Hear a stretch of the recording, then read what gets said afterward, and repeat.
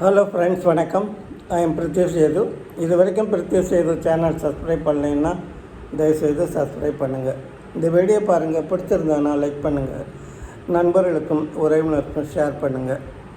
அதாவது இந்த தமிழக அரசு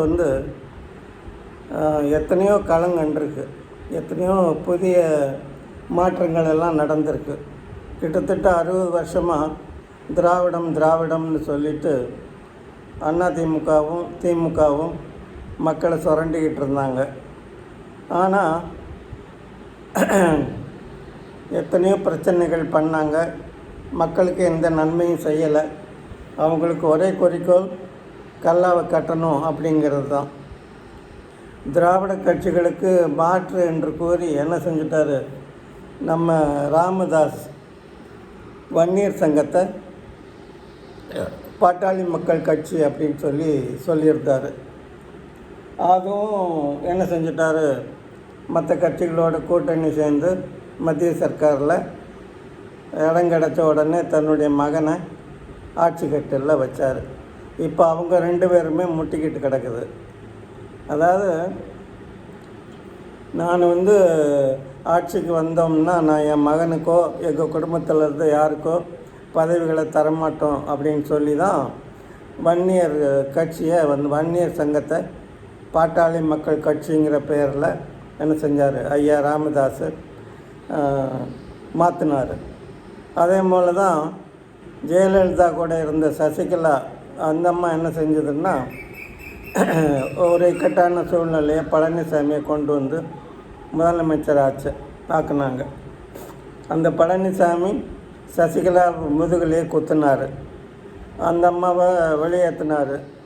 அப்புறமா நமக்கு தெரியும் பன்னீர்செல்வத்தை வெளியேற்றினார்.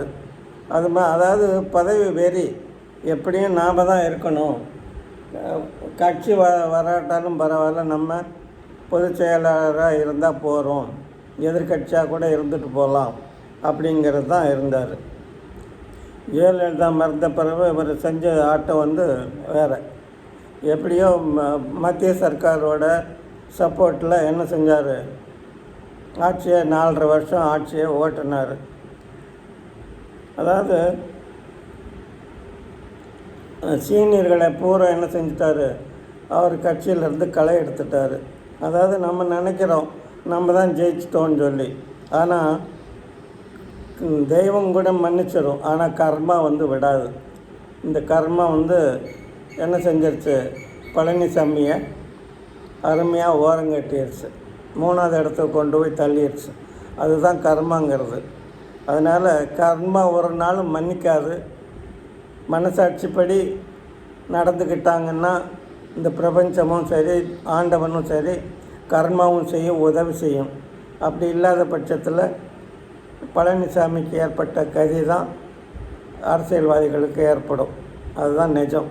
இந்த வீடியோ பிடிச்சிருந்தால் லைக் பண்ணுங்கள், நண்பர்களுக்கும் உறவினருக்கும் ஷேர் பண்ணுங்கள். மீண்டும் வேறொரு வீடியோவில் சந்திக்கலாம். நன்றி, வணக்கம்.